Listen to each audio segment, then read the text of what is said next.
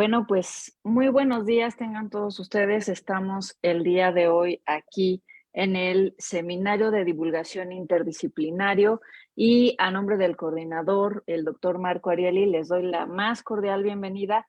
Y enseguida tenemos aquí al profesor Jesús López Estrada, quien nos va a presentar a nuestro invitado del día de hoy.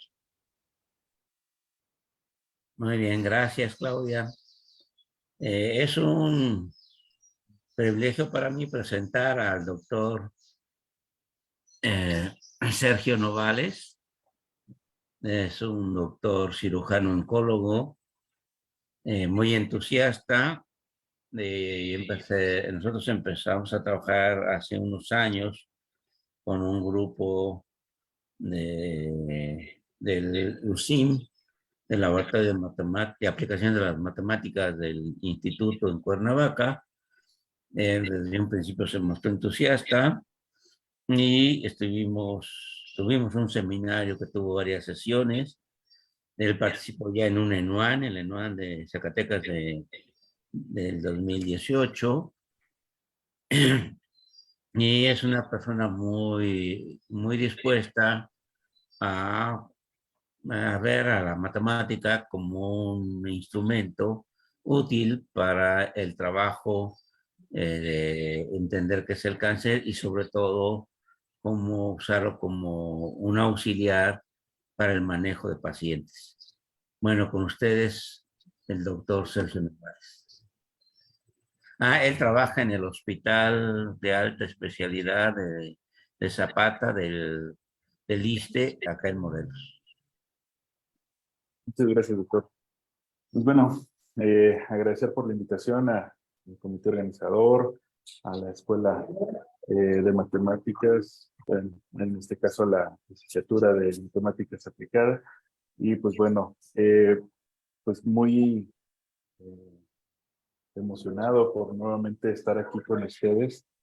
Y pues bueno, compartir un poquito de lo que se hace y se podría hacer con los modelos matemáticos aplicados a lo que es todo el área médica, principalmente. Entonces, yo lo titulé como matemáticas aplicadas al área médica, qué hay y qué es lo que esperamos. No es algo nuevo, es algo que ya se ha estudiado esa relación anteriormente y que pues bueno, muchos cuando decidimos estudiar medicina fue porque a lo mejor muchos decían, voy a estudiar esto para evitar las matemáticas y pues bueno, esto es algo que no puede, es algo que sí tiene mucha relación. Hay muchas aplicaciones matemáticos que nos pueden mejorar en la calidad y la atención a nuestros pacientes. Permítanme un segundo, que me parece que está muy bien estable el internet. Voy a cambiarme de conexión.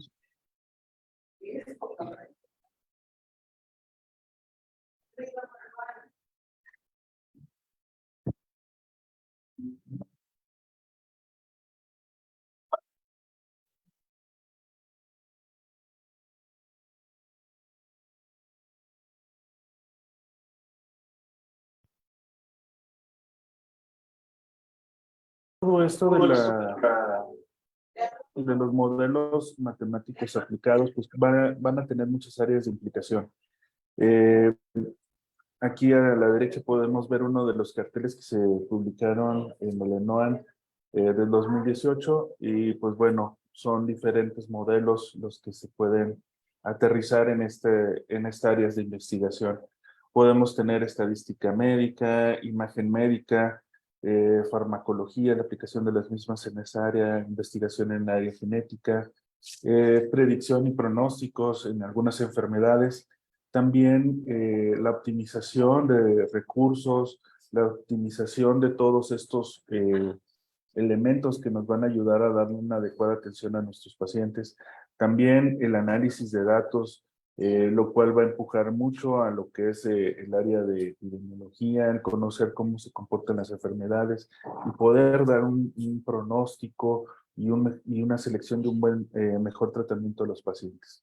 Además del diseño de modelos computarizados y la simulación, que también nos va a ayudar mucho. Vamos a tener como una finalidad el encontrar o al menos tener o desarrollar una medicina personalizada. ¿Qué quiere decir esto? Que nosotros individualicemos cada uno de nuestros pacientes, que nosotros podamos determinar cuál es su diagnóstico, cuál va a ser su tratamiento y cuál va a ser su pronóstico. La medicina personalizada ha ido evolucionando y podemos llegar a tener muy buenos referentes desde los años 80, 90, que empezaron a hacerse más estudios a nivel em, genético y comportamiento de los tumores para poder nosotros tener más elementos para establecer un tratamiento y más específico para ciertos tumores. También la inteligencia artificial aplicada a las medicinas, el modelado, perdón, de todas las enfermedades infecciosas y el análisis de imágenes en tiempo real. Este es el simulador del robot Da Vinci.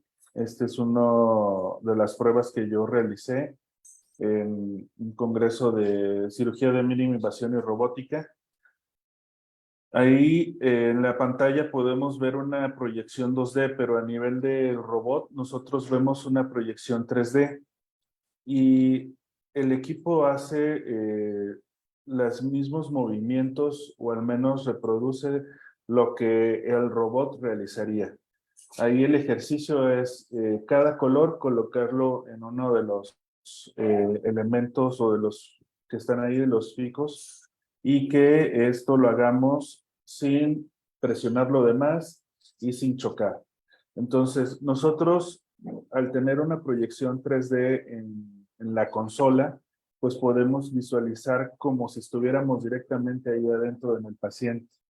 Entonces, nosotros podemos movilizar las cámaras y todo eso para nosotros poder estar realizando los ejercicios y ya en el caso real, pues en los pacientes. El equipo te da una evaluación, te va diciendo cuánto tiempo duraste, en cuestión ergonómica, los movimientos que realizaste, si fuiste fino, si apretaste, si te tardaste, si no movilizaste la cámara para visualizar las estructuras de una mejor manera. Y en mi primer intento saqué 73 y ya en el cuarto intento fue cuando ya saqué 90. Esto está muy, muy bueno en cuestión de la aplicación de las tecnologías para el mejorar nuestras técnicas quirúrgicas, el mejorar todos estos elementos que la tecnología nos está dando y que pues bueno, podamos garantizar que ese tiempo o esa curva de aprendizaje se vaya cortando porque nosotros vamos a hacer un análisis real, o al menos el equipo nos hace un análisis real de cómo estamos siendo más objetivos en esta evaluación y evitamos el sesgo, por así decirlo, de lo que aprecie nuestro maestro o nuestro tutor en ese momento para tener una adecuada evaluación. Este ya es el modelo, el segundo paso para hacer el entrenamiento en el Da Vinci. Ahí lo que se hace es en el mismo equipo en tiempo real está haciendo suturas en modelos anatómicos y ya después también en cuestión de habilidades te dicen mover ligas, hacer una pila con fichas de dominó, entonces va a ir incrementando todos estos procesos, por así decirlo, de desarrollo de habilidades, para que nosotros vayamos viendo en cuestión de profundidad y todo eso. Y eso es dado por estas aplicaciones de modelos matemáticos. Una área muy importante, y es la que nos vamos a enfocar ahorita un poquito más, es la radiómica. En esta, pues bueno, vamos a ver que es un campo de la medicina que ayuda y facilita la extracción de imágenes médicas y ya en base a eso poder ayudarnos a establecer un diagnóstico o al menos darnos una idea de cómo los hallazgos que tenemos en los estudios de imagen. En los mejores estudios en los cuales se puede aplicar, tenemos la resonancia magnética, la tomografía axial computarizada y la tomografía por emisión de positrones o PET. También tenemos estudios convencionales como son las mastografías y los ultrasonidos de mama, que es otra área donde más ha crecido este tipo de tecnologías, que se ha implementado todo este tipo de aplicaciones. Vamos a hacer, o al menos la radiónica se va a encargar de que va a hacer un análisis de todas esas imágenes, va a hacer una minería de datos y va a empezar a hacer un aprendizaje automático. Aquí nosotros vamos a empezar a decirle al equipo qué es lo que se ve y cómo se debe de ver. Entonces, el equipo va aprendiendo de todos estos datos, ya que son datos finitos y que cada vez que vaya aumentando su base de datos, nos va a poder hacer un análisis mucho más fino de todos de todos estos elementos que van a tener a, a disposición en los estudios de imagen.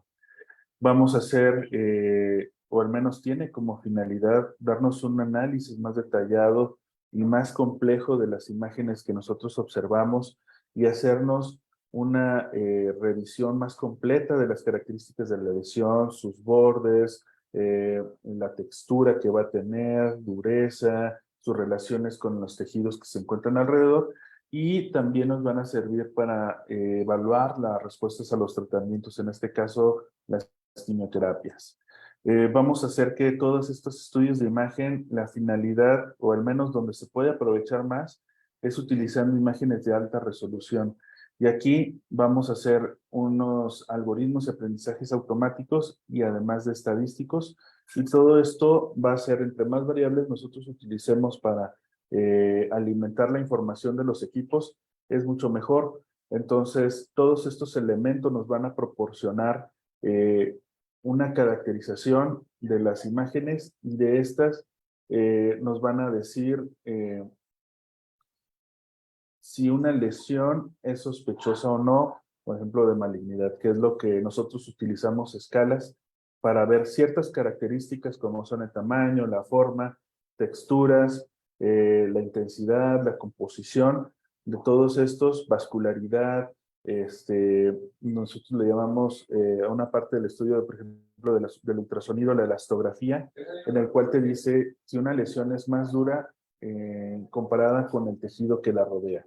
Entonces, todos estos elementos nos van dando, por así decirlo, como un puntaje y nos van a decir, ¿sabes qué? Lo que tenemos aquí es una lesión sospechosa por tal y tal y tales características. Entonces, eso ya se conoce.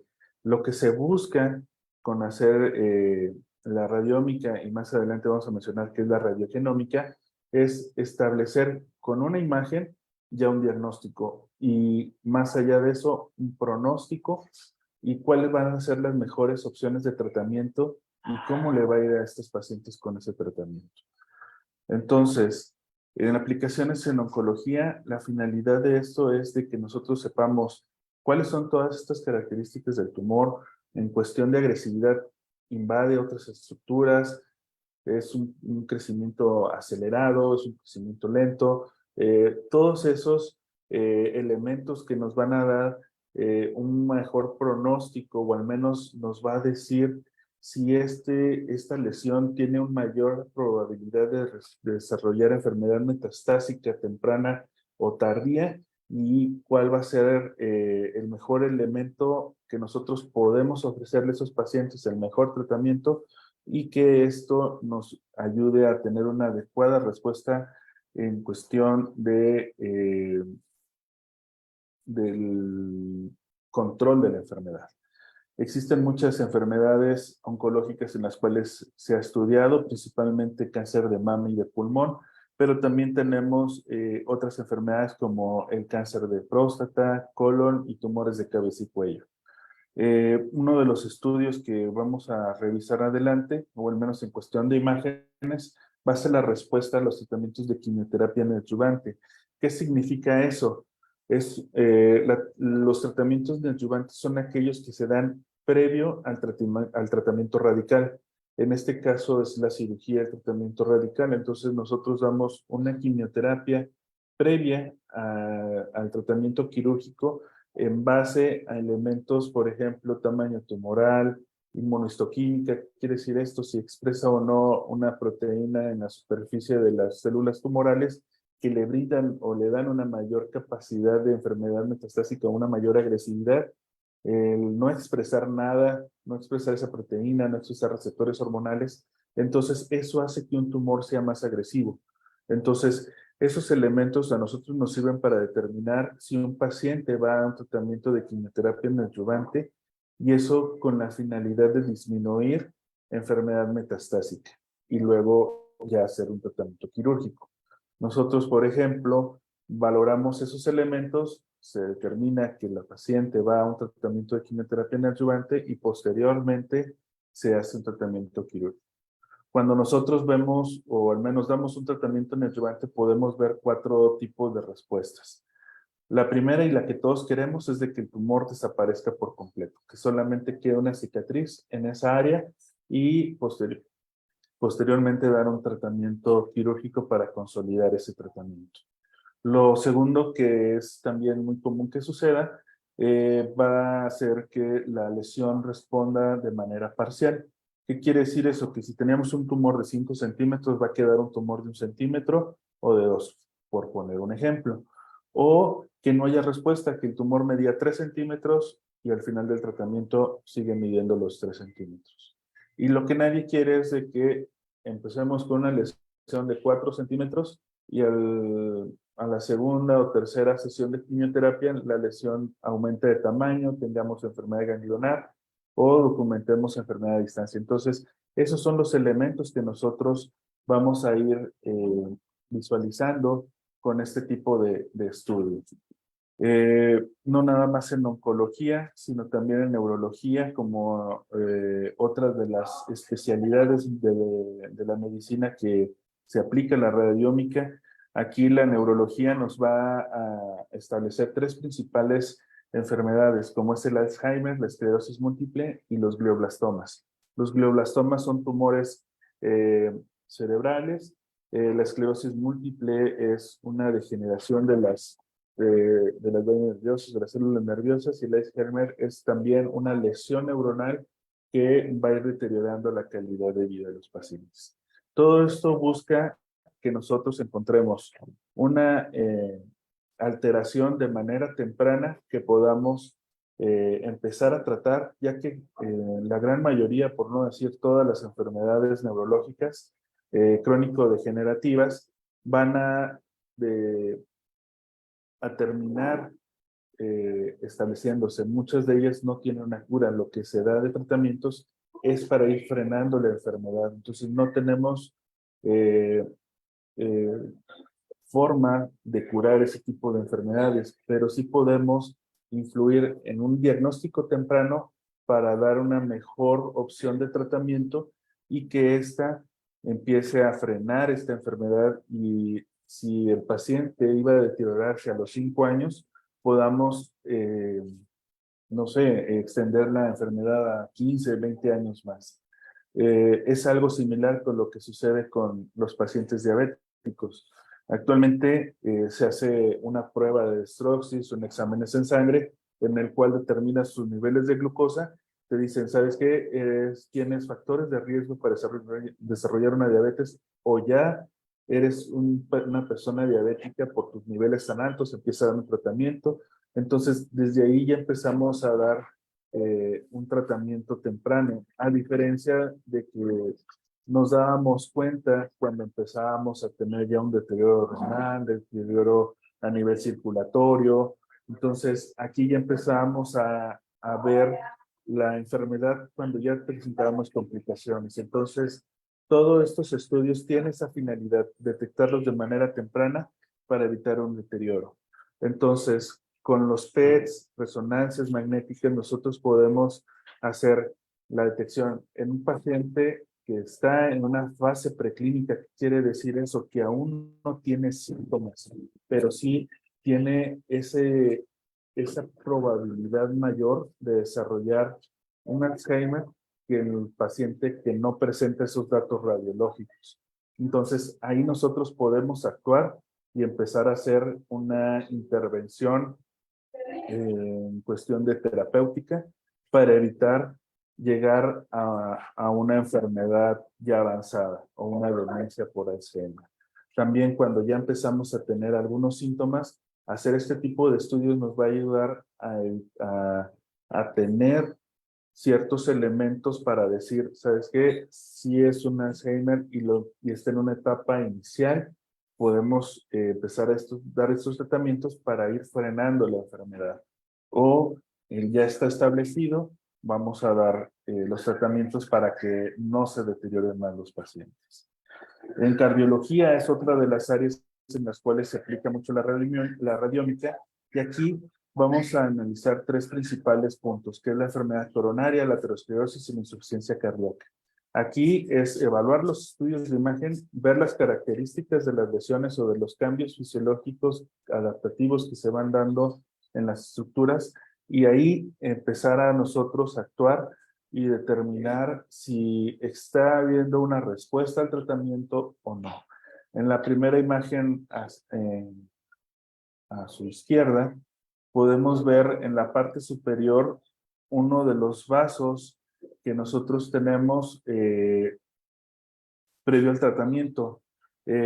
Normalmente nosotros una arteria la vemos como si fuera un tubo. Dentro de ese tubo se pueden hacer los ateromas. ¿Qué es un ateroma? Es una placa de grasa que se va a ir adheriendo a lo que es el endotelio vascular, y eso va a ir desarrollándose conforme va pasando el tiempo. Si nosotros detectáramos de manera temprana estas lesiones, podemos tener un tratamiento, poder dar un tratamiento y ir evaluando esta respuesta. La adquisición de imágenes actualmente nos van a proporcionar una mejor calidad en cuestión de detalle de la imagen, que nos puede dar lesiones tan pequeñas como en este caso, que son los vasos coronarios que tenemos a la derecha en la parte superior, cómo van en lo que es en la pared del corazón, cómo se distribuyen, y no nada más los vemos por fuera, sino también los vemos por dentro, vemos qué tanta qué tan obstruida se encuentra la luz de los vasos, y en base a eso ir evaluando la respuesta a los tratamientos y no llegar a un infarto o no llegar a un evento vascular cerebral que nos va a ocasionar algún problema serio e irreversible cuando lo podemos detectar en una etapa preclínica.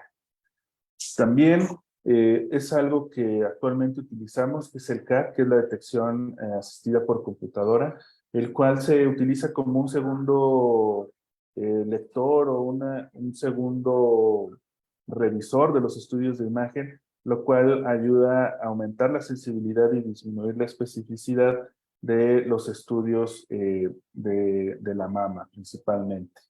Aquí el radiólogo lo que tiene que hacer es una revisión del estudio y luego hacer un análisis del CAT, el cual te va a decir, esta lesión que tenemos aquí, a lo mejor no la viste, pero para mí es sospechosa. Entonces ahí el radiólogo pone una mayor atención a esas áreas y puede determinar algunas lesiones que se pueden encontrar.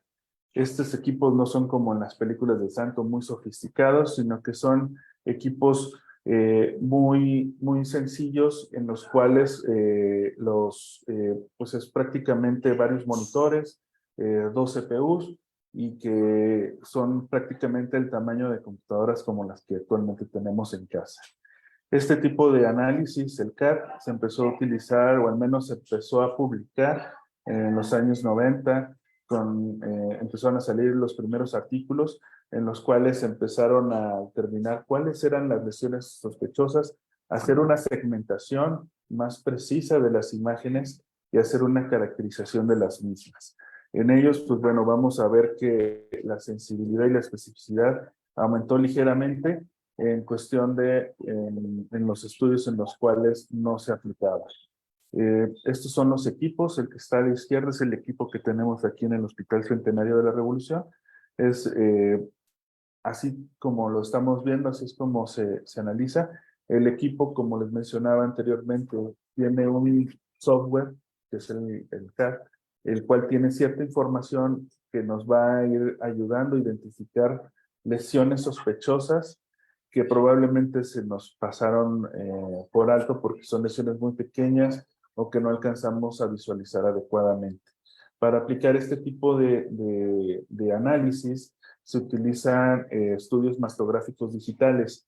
Tiene que tener esa característica porque el equipo va a hacer un análisis estadístico de todas las caracterizaciones y de todos los datos que se va a ir presentando en estos estudios de imagen. Podemos ver en la imagen A una lesión francamente obvia que está ahí presente, pero luego en la flecha que está en la imagen B, pues vemos algunas microcalcificaciones muy puntuales que tal vez no veamos de manera ordinaria.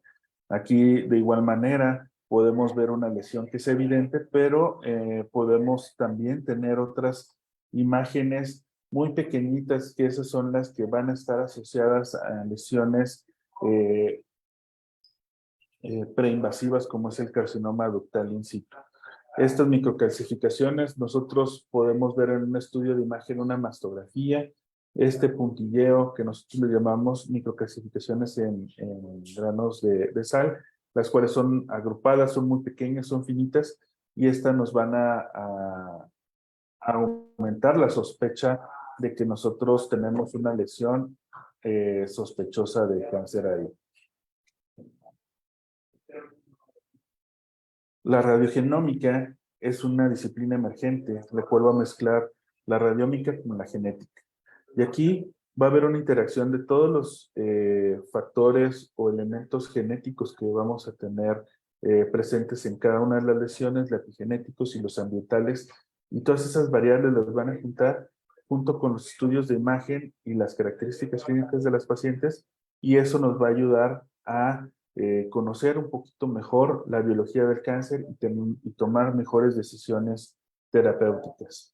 Se ha utilizado mucho en cáncer de pulmón y ya que se ha visto que, por ejemplo, hay lesiones tumorales en cáncer de pulmón que tienen ciertas características en cuestión de metabolismo, crecimiento, forma, localizaciones, factores de riesgo, por ejemplo, edad, el tabaquismo, antecedentes familiares, para poder decir, ¿sabes qué? Este paciente tiene un mayor riesgo de que desarrolle una enfermedad metastásica temprana, a diferencia de este otro que tiene este tipo de variables y que a lo mejor va a tener un componente menos agresivo.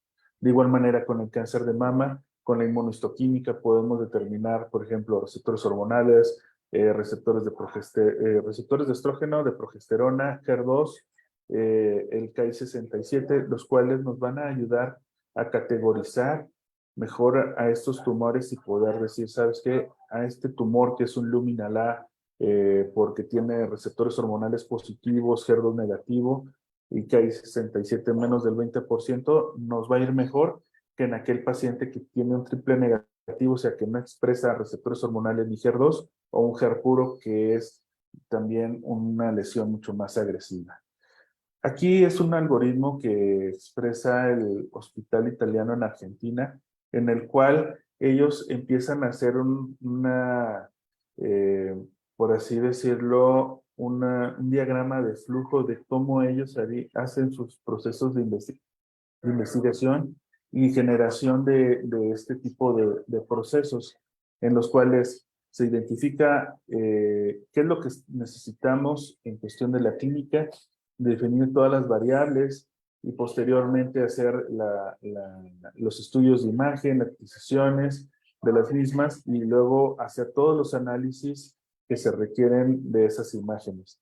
Y así posteriormente se hace una conjunción con todo el reporte de patología, ya tenemos una biopsia, entonces ya tenemos esa información, posteriormente las vamos juntando y vamos haciendo que esta información se vaya pues quedando o aprendiendo por parte de los equipos y que más adelante sea suficiente para poder determinar en base a estos elementos cuál es la característica que podríamos tener en una nueva paciente y con el conocimiento previo poder dar un pronóstico.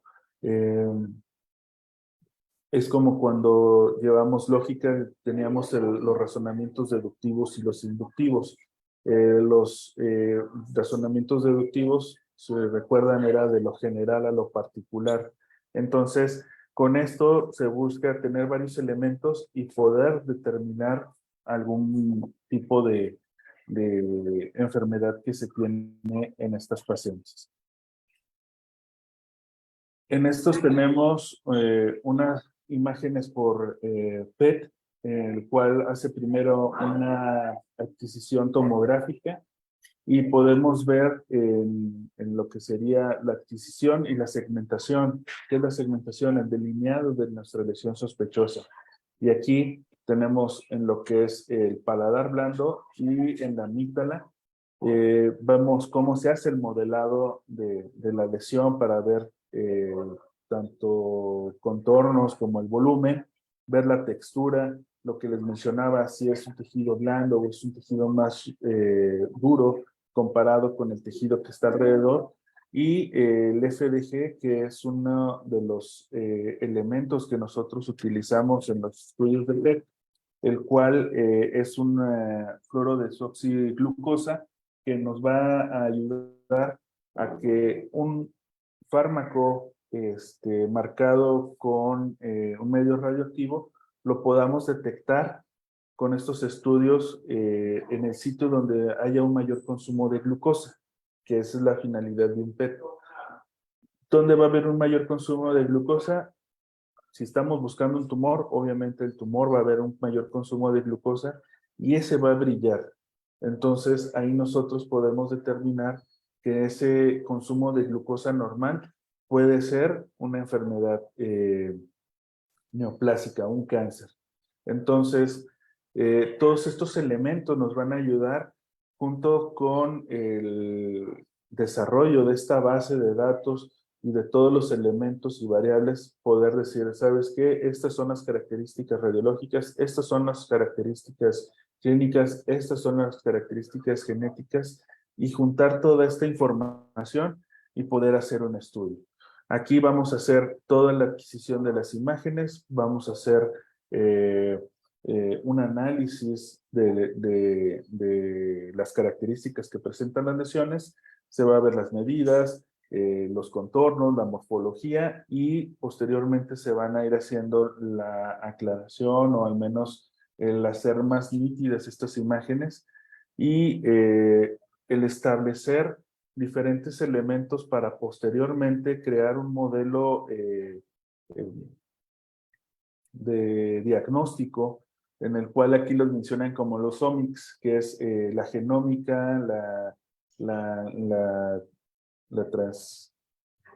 la transcripciómica, la proteómica, hablando del metabolismo, la metabólica y la radiómica.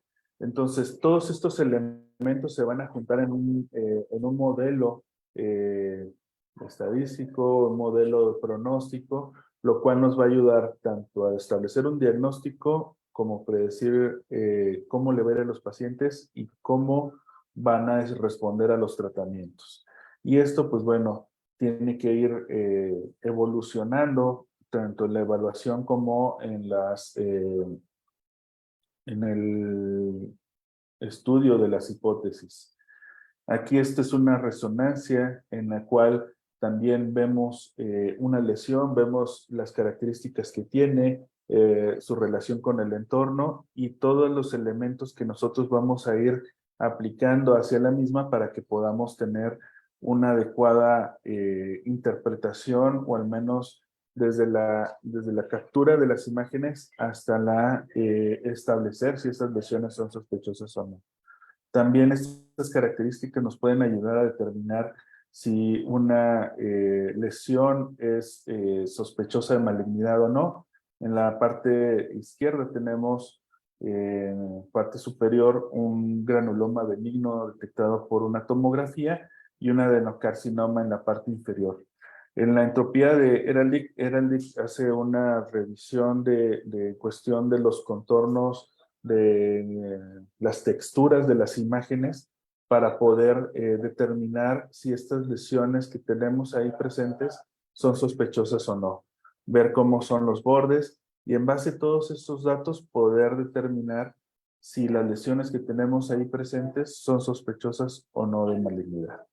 Y en caso de que lo sean, determinar cuál va a ser la mejor opción de tratamiento en base a los datos que ya tenemos previamente y decir, ¿sabes qué? Los pacientes que tenían punto 1, 2, 3, 5 y el 8 tienen un mayor riesgo de enfermedad metastásica que aquellos que tienen 4, 6 y 9, por así decirlo. Entonces, ya nosotros vamos teniendo estos elementos y el mismo equipo nos va a dar una sugerencia de lo que nosotros tenemos ahí. Actualmente en cáncer de mama tenemos el MamaPrint y el Oncotype, que son estudios que se hacen directamente a las lesiones, a lesiones tumorales, y en base a estas van a decir si nosotros tenemos una lesión con un potencial comportamiento agresivo o que no va a ser una lesión tan agresiva, por así decirlo. Entonces, eso nos ayuda a determinar si el paciente es necesario que requiera un tratamiento de quimioterapia o simplemente el tratamiento ya establecido. Existen sus pros y sus contras con estos equipos, ya que como no hay una estandarización en la adquisición de todos estos parámetros, no hay una inconsistencia en los métodos y una ausencia en la reproducibilidad, tiene esa limitada aplicación en la clínica. Vamos a determinar diferentes elementos, tanto morfológicos, estadísticos, dinámicos, para que nosotros podamos tener un adecuado pronóstico y recurrencia en la enfermedad. Existe un gran potencial en el uso tanto en oncología médica como en neurología y cardiología para nosotros poder dar una terapéutica, o al menos dar lo que se busca es una medicina personalizada, que tú llegues como paciente, te hagan un estudio, te digan, ¿sabes qué? Lo que tienes, si es un cáncer, tiene tales características y lo vamos a tratar así. Y así es como lo vamos a ver su respuesta y ya posteriormente se va a dar un tratamiento. Esto va a ir basado en todos estos elementos que vamos a ir adquiriendo y que vamos a ir enseñando a los equipos para que estos equipos empiecen a funcionar y a darnos más elementos que nos ayuden a establecer estos diagnósticos. Puede ser un soporte, la radiómica, un soporte importante para el diagnóstico, como lo mencionamos con el CAT, que actualmente se utiliza. Pues es un estudio que nosotros hacemos en relación a las lesiones que están ahí, o al menos que nosotros no vimos y que están ahí presentes, ya nos marca como un área de sospecha. Entonces, ahí estamos nosotros viendo cómo esto va a ir ayudando a todo desde el diagnóstico para el radiólogo, como para nosotros en el área médica ofrecer la mejor opción terapéutica para nuestros pacientes. También, pues bueno, solamente se hace una revisión correlativa de las mismas y que pues bueno, no reemplaza el estudio genético de los tejidos, o al menos el hacer una biopsia, porque al final de cuentas la radiogenómica lo que busca es hacer una biopsia por imagen, por así decirlo. Es una biopsia que con el estudio de imagen vamos a tener esos resultados. En un futuro no muy lejano, pues esperemos tener estos análisis. Actualmente, pues bueno, a lo mejor puede ser tan grotesco que nosotros no tengamos estos elementos tan validados y que nos den un pronóstico mucho más sombrío que lo que realmente va a ser en realidad. Van a existir diferentes modelos matemáticos, esos ya los iremos platicando si es que deciden invitarme en alguna otra sesión.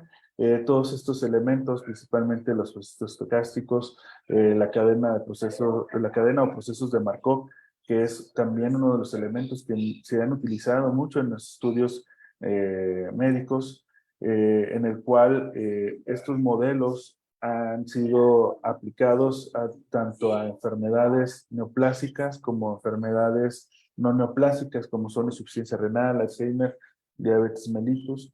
Pero, por ejemplo, en oncología podemos ver la aplicación de estos modelos para ver cómo va respondiendo a cáncer cervicuterino, ver si funciona para nosotros hacer unas detecciones tempranas, ver cómo estos modelos estadísticos, o al menos la aplicación de estos modelos, nos ayudan a comprender el crecimiento y el desarrollo en cáncer de mama, ver cómo ha ido relacionándose la progresión y cáncer de mama asociada con el marcador CA15-3, que es uno de los marcadores que se utilizan para detectar de manera temprana la recurrencia de cáncer de mama. No nos sirve para un estudio de tamizaje, pero sí para dar un seguimiento a los pacientes que tienen ya un cáncer de mama. Y pues bueno, uno de los artículos que revisamos y en los cuales nos basamos más para esta plática es la inteligencia artificial en la atención médica, cuál va a ser el pasado, el presente y el futuro, cómo se va desarrollando toda esta adquisición de imágenes, los modelos matemáticos que nos van a ayudar a determinar todos estos componentes y que pues bueno, vamos a ir viendo en estas imágenes cómo en un tratamiento de quimioterapia neoadyuvante tenemos una lesión, cómo se va viendo esa respuesta al tratamiento y pues establecer un modelo predictivo de estas pacientes. Existen muchos modelos matemáticos, ecuaciones diferenciales, redes neuronales, árboles de decisión, cada una de ellas para problemas específicos en las áreas médicas. Podemos tener aplicaciones en selección de mejores tratamientos, estudios epidemiológicos, todo eso nos va a ir ayudando también a tomar decisiones en cuestiones terapéuticas. ¿Cuál es la mejor opción para nuestros pacientes? ¿Cuáles son los costos, beneficios de los mismos, de la aplicación de los mismos? Y pues bueno, también se hizo estos análisis para ver cómo van a hacer una análisis, en este caso del COVID, cómo fue toda esta decisión de los riesgos que se identificaron, el control de los pacientes en base a estos análisis. Conclusiones. Todos los avances tecnológicos que hemos tenido nos han dado mejores herramientas que podemos utilizar para realizar todos estos procesos analíticos a una cantidad muy amplia de datos en un menor tiempo y en un menor costo. Como mencionaba, los equipos que se utilizan son generalmente, no se requieren grandes servidores, sino una computadora con una buena capacidad y empezar a hacer todos estos análisis. Existe un campo de investigación muy amplio y que, pues bueno, también en la mayoría de los hospitales, hablando, por ejemplo, de este hospital, contamos con resonancia, tomografía, ultrasonido, tenemos el CAD, no tenemos medicina nuclear, por ejemplo, para hacer el PET, pero sí tenemos grandes elementos que se pueden aplicar para el desarrollo de varios trabajos de investigación y la aplicación de los mismos en nuestro Hospital Centenario del ISSSTE en Zapata, Morelos. Y pues bueno, como dicen, te estamos buscando, sabemos que estás ahí, aquella nueva investigación, nuevo trabajo que pueda ayudar a todos estos pacientes. Muchas gracias.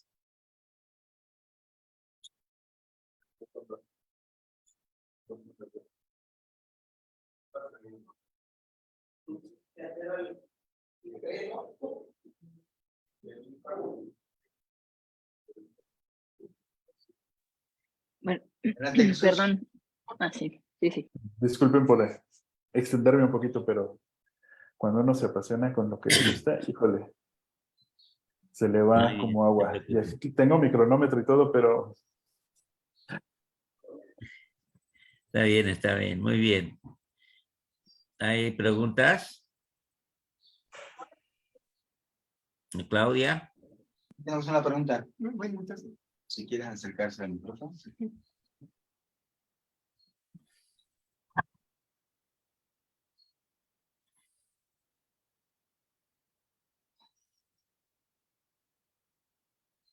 Bueno, creo que ayudó mi profesor Jesús. Buenos días a todos. Tengo unas preguntas. Yo llegué un poco tarde, pero justamente lo que quiero preguntar primero es si yo como estudiante de matemáticas aplicadas puedo hacer mi servicio social en algún hospital. Esa es mi primera pregunta. Segunda pregunta, ¿qué métodos no invasivos? Bueno, usted habló que, bueno, dijo algo sobre un tratamiento temprano. Me imagino que a nivel médico, bueno, términos médicos, eso es como una gran ventaja en el tratamiento de la enfermedad, pero relacionado con esto, ¿qué métodos no invasivos existen ahorita para el diagnóstico del cáncer? Última pregunta, eh, ¿cómo se miden, bueno, las, las cosas en el cáncer? O sea, me imagino que debe haber como sensores, debe haber, no sé, estudios clínicos, pero ¿cómo medimos en el cáncer? Creo que esta es una pregunta muy general, pero me gustaría que usted me orientara. No sé si me dio a entender. doctor Jesús, usted es la primera y yo las demás. La primera, ¿cuál fue? La del servicio social Servicios. No, él dice si o en el actividad, no hospital sé. puede hacer el servicio social. ¿Cuál sería el procedimiento? Hasta Ahí. donde yo tengo entendido, se hace una carta de enseñanza de propósitos si ya se cuenta con un trabajo o al menos lo que buscas hacer en el hospital. Y sí, yo creo que sí debe de haber la posibilidad. De hecho, tenemos médicos que están haciendo aquí su pasantía como investigadores. Entonces, sí, creo que debe de ser nada más el enlace con la universidad y el hospital. Pero sí, de que sí hay y se puede, yo creo que no habría ningún problema. La, Esa es la una. Lo que segunda, ¿cuál sigue. fue? Los estudios no invasivos, sí. Existen, pues más que todos los estudios de imagen. Nosotros, por ejemplo, en cáncer de mama, tenemos las mastografías y el ultrasonido, la resonancia, que nos van a decir si una lesión que estamos viendo es sospechosa o no de cáncer. Nada más. Eso es hasta donde podemos llegar. ¿En qué nos basamos? En tamaño, forma, si está involucrando las estructuras alrededor, si tiene vascularidad, si es más duro que el tejido que lo rodea. Entonces, todos esos elementos nosotros les damos un puntaje, una calificación. Y en base a esa calificación, tomamos la decisión si se va a biopsia o se va a vigilancia. Entonces, ese análisis, esa revisión es clínica. Entonces, lo que ve el doctor Jesús a lo mejor difiere con lo que yo veo. Entonces, por eso el que se estandaricen esos criterios y el decir, cumple con esto, es o no es. Entonces, por eso esa estandarización, el que se va haciendo, nos ayuda mucho a que podamos definir si una lesión es sospechosa o no. Y ahí poder determinar, supongamos, que es una lesión no sospechosa, pues solamente los mantenemos en vigilancia. Y si es una lesión sospechosa, ahí sí ya tenemos que intervenir, tomar una biopsia y determinar si eso no es. Porque no podemos determinar con una imagen si es cáncer o no. Solamente es incluso En la calificación, perdón, clasificación del BIRATS, nos dice BIRATS 3, lesión probablemente benigna. El BIRATS 4, lesión probablemente maligna. Lesión 5 tiene muy alta probabilidad de malignidad y el 6 es cuando ya se corroboró por biopsia. Nosotros por una imagen no podemos decir que es un cáncer. Podemos sospechar por lo que ya conocemos, al igual que los equipos, o sea, van a aprender lo que nosotros les enseñemos. Entre más datos les demos, entre más imágenes veamos, nosotros podemos decir eso no es un cáncer, o al menos es o no sospechoso de un cáncer. Quien va a tener la última palabra es la biopsia que se realice y el patólogo que nos diga, eso no es un cáncer. A ver, voy a intervenir aquí. Este es un punto muy importante porque es donde puede aportar quizás la matemática, pero también la tecnología. Así es. Porque la mamografía que ustedes hacen es fundamentalmente de rayos X. Y es una imagen en 2D. Exacto. En cambio, existen mamografías por impedancia eléctrica. Hay diferentes estudios. Son más, pueden dar más información y quizás pudieran ayudar a que no sea solamente clínica, sino hubiera una medición numérica más precisa. Y está una que es la que trabajaba, no sé si te acuerdas de Kernel, de Kernel Moreno, de Prieto Moreno, que él trabajaba tomografía por fluorescencia, lo que llamaban tomografía óptica, que permite detectar ciertos detalles del tipo de tumor que no hacen las otras tomografías. Entonces, y bueno, pues aquí dependería que tuviéramos esos tomógrafos. El último de tomografía óptica, pues solo sé que existe unos cuantos en Alemania y unos cuantos en Japón. Ni en Estados Unidos los hay todavía, ¿no? Para que todavía están en experimentación.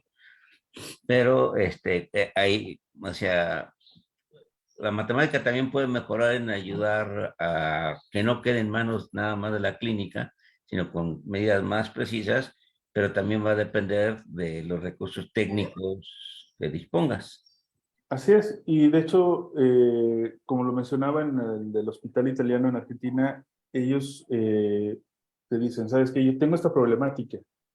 Y ya el grupo de investigadores dicen, pues mira, yo conozco esta técnica, yo conozco esta técnica, yo conozco esta técnica, vamos a juntar, validar y determinar si es funcional o no para establecer un diagnóstico o al menos conocer algo más sobre la enfermedad.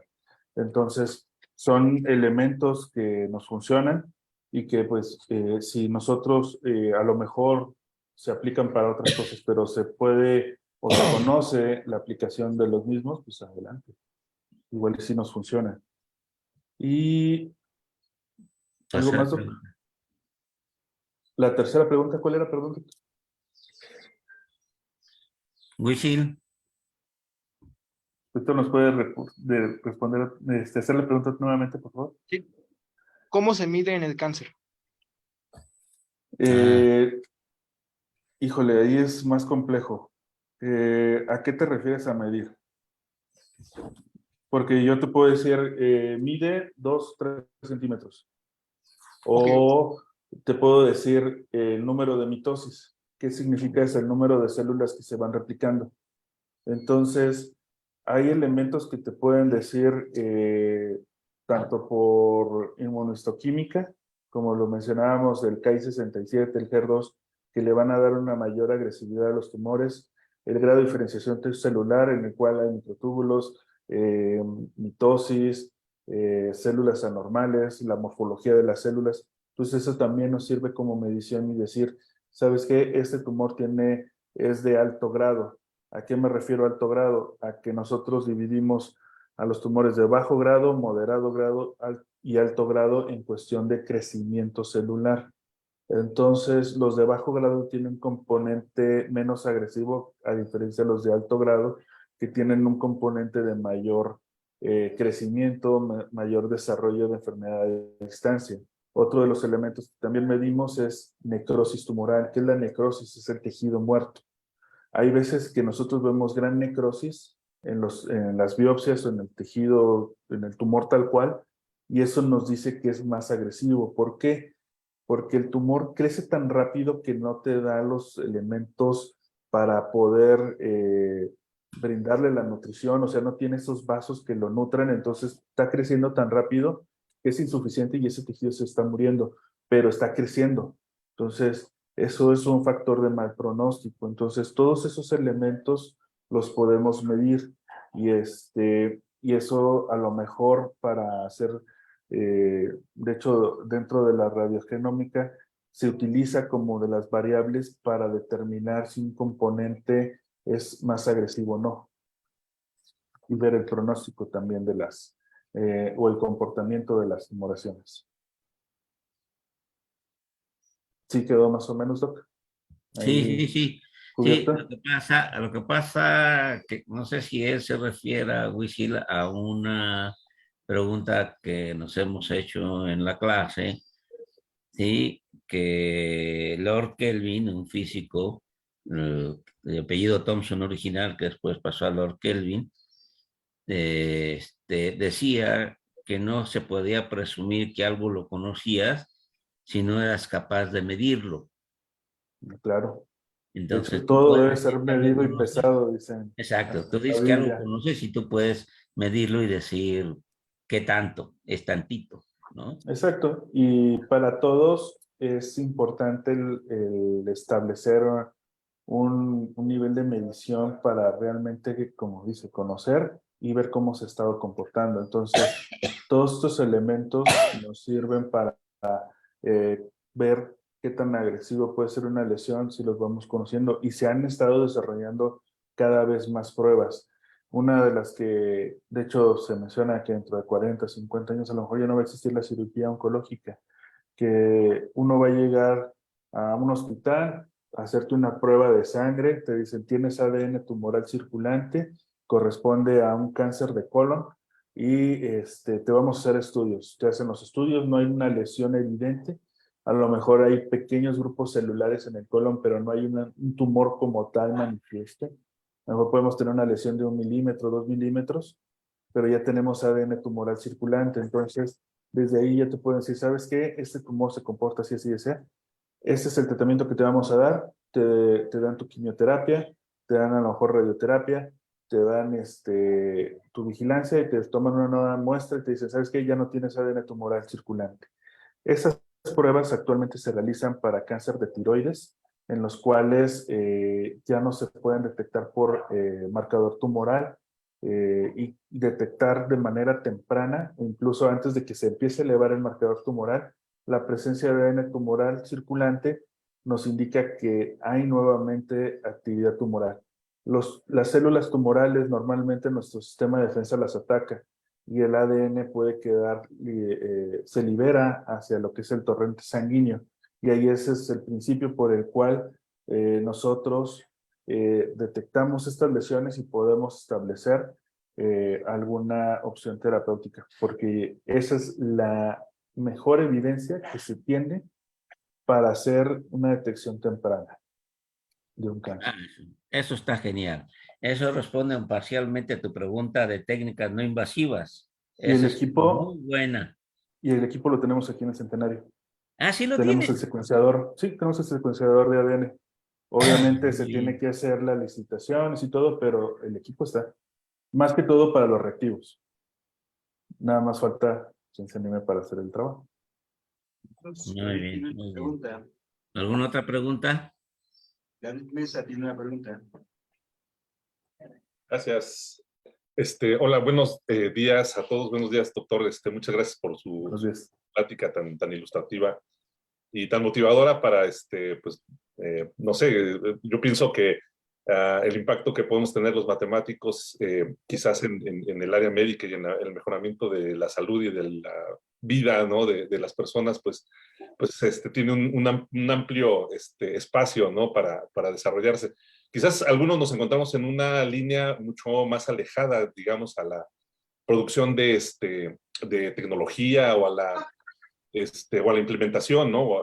de la misma, pero quizás Bueno, vaya, mi pregunta es un poco curiosa, nada más es con respecto al gremio médico, ¿no? A la gente que está en esa línea. ¿Qué tanto los médicos, qué tanto los investigadores en medicina demandan una cultura matemática firme? ¿Qué tanto la tienen los médicos, digamos los médicos regulares? Indudablemente los investigadores, el personal médico de mayor perfil, pues tienen formación en matemáticas muy avanzada, pero en general, el gremio médico, ¿qué tanto conoce de matemáticas? ¿Qué tanto debería llegar a saber de matemáticas para mejorar su desempeño en esa importantísima labor que realizan? Pues bueno, no sé, a muchos nos tocó en la prepa que dicen, ¿qué quieres estudiar? Dicen, pues quiero estudiar medicina porque no me gustan las matemáticas. Entonces, cuando en realidad sí tenemos varias áreas médicas en las cuales las matemáticas, fórmulas, estadística y todo eso es necesario para hacerlo. Y hay muchos que como lo mencionaba, no nos gusta, más bien no le gusta a mí. De hecho, yo quería estudiar matemáticas antes de medicina, pero por azares del destino me fui para acá. Entonces, uno de las cosas que nosotros vemos en las personas que no dicen, es que a mí las matemáticas no se me da, pues no haces investigación, simplemente te aplicas a tu día a día y nada más. Y a lo mejor si te actualizas, haces revisiones de la literatura, nuevas investigaciones, pero no la generas, que sería el siguiente paso.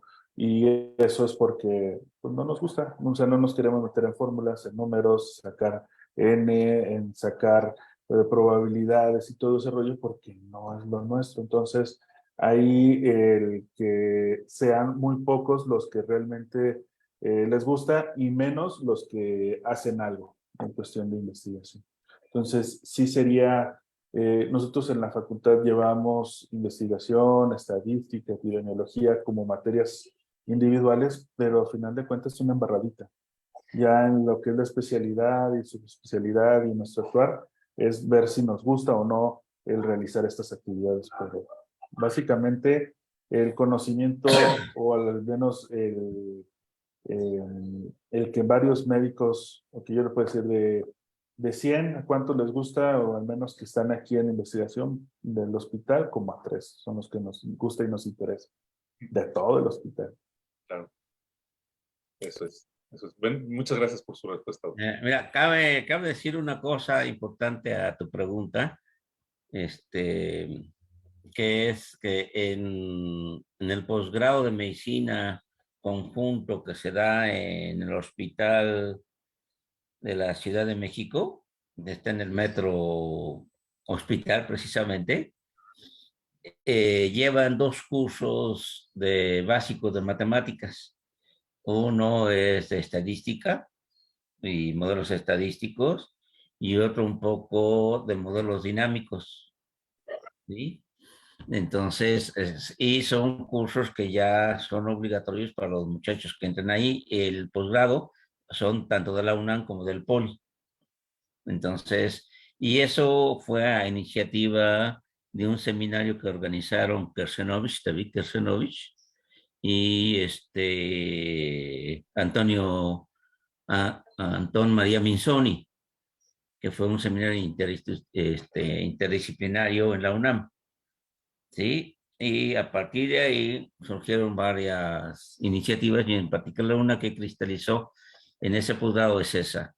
Y yo pienso que ese tipo de cosas se van a ir extendiendo, ¿sí? Porque no tienen que hacer los médicos la matemática, no es eso lo que se quiere, sino lo que se quiere es que familiarizarse con ideas matemáticas para hacer un trabajo interdisciplinario, y se facilite la comunicación entre el matemático y el médico, ¿no? Porque tampoco van a ser médicos y matemáticos a la vez. Bueno, podrían serlo, ¿verdad?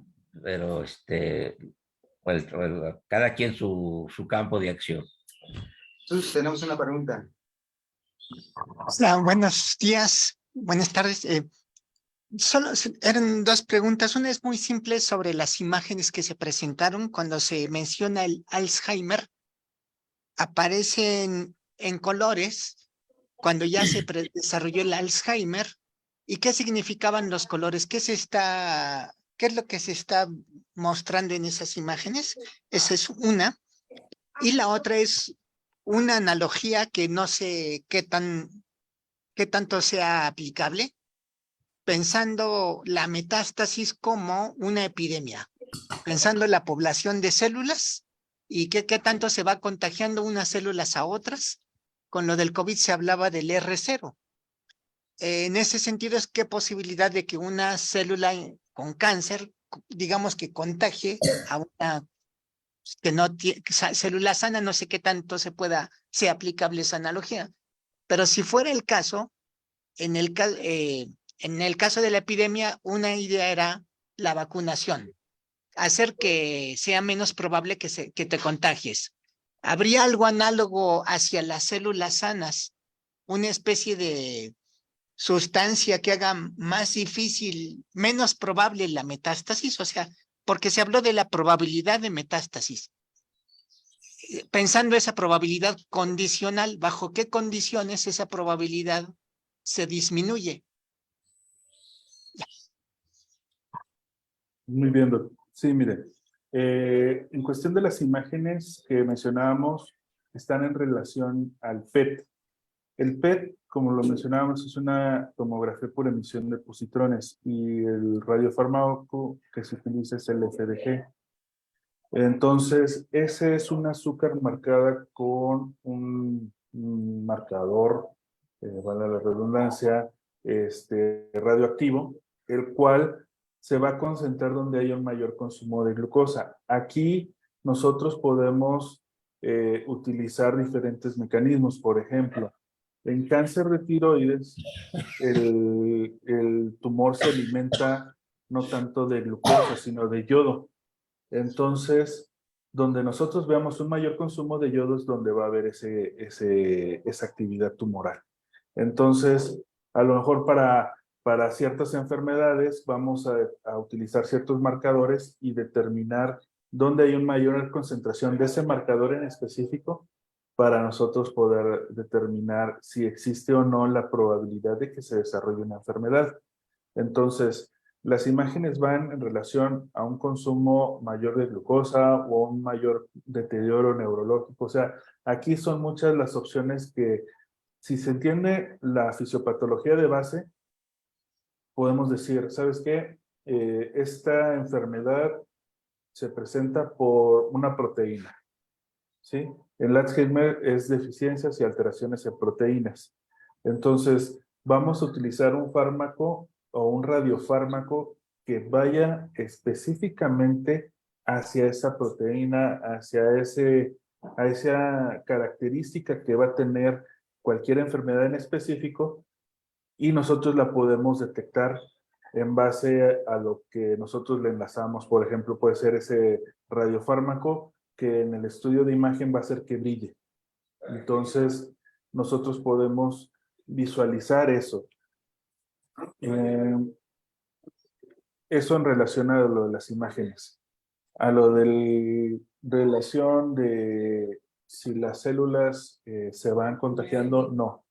El cáncer no es de que una célula se contagie, sino que el cáncer es un crecimiento acelerado de las células. O sea, la célula pierde el control por alteraciones, ya sea en genes supresores o una activación de genes promotores o oncogenes, los cuales hacen que esta célula, normalmente nuestras células están programadas para vivir, no sé, 120 días y después de los 120 días morir. En el cambio de las células tumorales pierden ese control tanto de crecimiento, porque para esos 120 días que ya la célula se debió de haber muerto, ya dejó a 2 células hijas o a una célula hija, o las células que sean necesarias para reemplazar a esa. Entonces nosotros tenemos que esas células van a tener una pérdida en la replicación, o sea, van a crecer mucho más rápido y van a vivir más tiempo. Entonces se vuelven, les llaman células inmortales. Entonces, no es que un tumor crezca porque va enfermando a las otras células, sino que va creciendo esa colonia de células porque no se muere y porque están creciendo de manera acelerada. Que es lo que mencionábamos con el doctor que hizo la primera pregunta de qué es lo que medíamos. Entonces, es en base a eso, del crecimiento celular, que nosotros vamos determinando cómo una lesión es más agresiva que las otras. Entonces, esa es la forma en la cual nosotros vamos a ver ese crecimiento. Existen modelos Markov, el modelo de cadena de Markov establece eso, y no sé si entendí yo bien, pero el análisis o de la cadena de Markov lo que te dice es la probabilidad de que algo suceda en base a lo que ya sucedió. O sea, tú ya tienes un antecedente y es ver cuál es la probabilidad de que suceda. Entonces, en cuestión de oncología y de lo que se busca en estos estudios es que tú ya conoces cómo van creciendo. Tú ves ya las características y dices, de este grupo, tales se van a ir a esto. De tal grupo se va a ir acá y de tal grupo. Entonces, cuando tú tengas un nuevo caso, vas a buscar con cuál checa y dices, se va a incluir en el grupo 1, el grupo 1 le va a ir bien. O se va a incluir en el grupo 4, este grupo 4 no tiene buen pronóstico, le va a ir muy mal, entonces hay que, por así decirle, darles con todo, la quimioterapia, radioterapia, lo que se tenga a la mano. Entonces, eso es lo que nosotros vamos a estar valorando con este tipo de análisis y de estudios. Y sí existen los modelos, hay muchos estudios, pero como lo mencioné al final, no están validados, no hay una aplicación clínica actual porque no se tiene una estandarización de los métodos, no se ha podido reproducir en varios centros y que pues lo que se busca es que se hagan más trabajos para que se puedan aplicar todos estos nuevos conocimientos y tecnologías que se van adquiriendo. No sé si quedó, doctor, su pregunta. Gracias, gracias. Una última pregunta, Frida. Dígame. ¿Puedes abrir tu micrófono, Frida?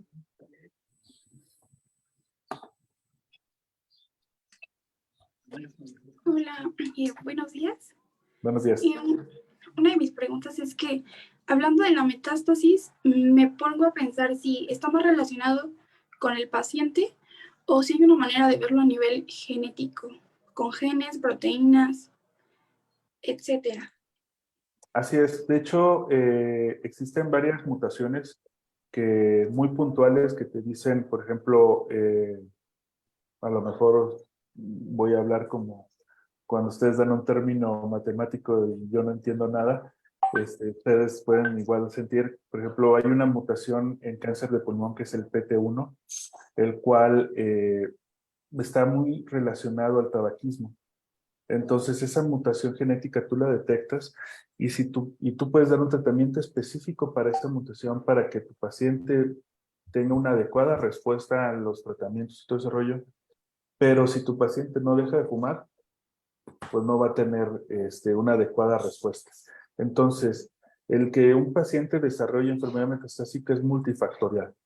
Aquí tenemos tanto factores genéticos, características de la lesión y hábitos externos o ambientales al paciente. Que puede ser, por ejemplo, la edad, que mencionamos, el tabaquismo, algunos contaminantes, solventes, no sé, cosas que están a su alrededor que pueden favorecer que se desarrolle alguna enfermedad, primero neoplásica, y que esta persista y que se desarrolle en cáncer y que posteriormente ese cáncer de enfermedad metastásica.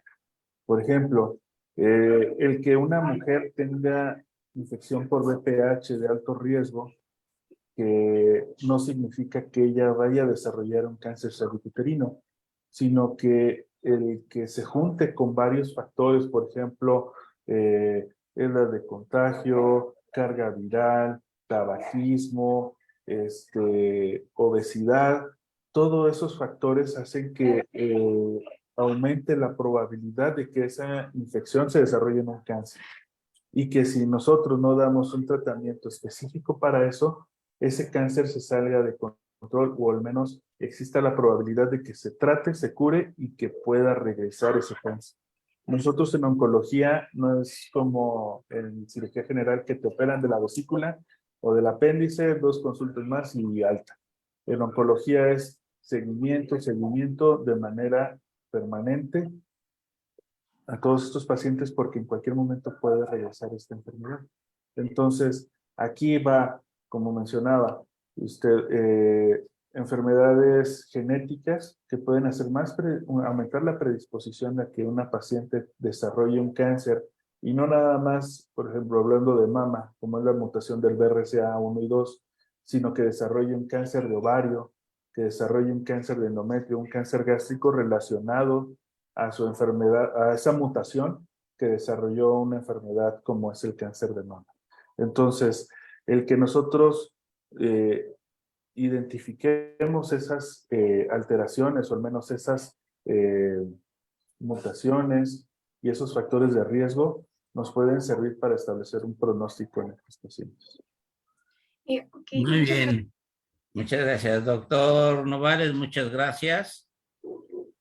Tenemos que, no podemos seguir porque tenemos ocupada la hora. No se preocupe.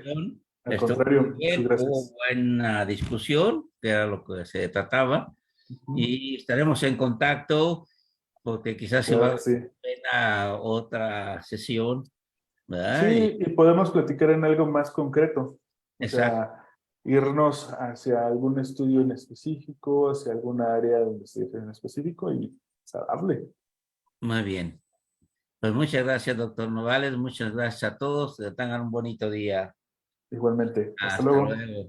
Muchas gracias. Gilmer, te toca cerrar. Bueno, finalizamos la sesión. Muchas gracias a todos. Buen día. Muchas gracias, doctores.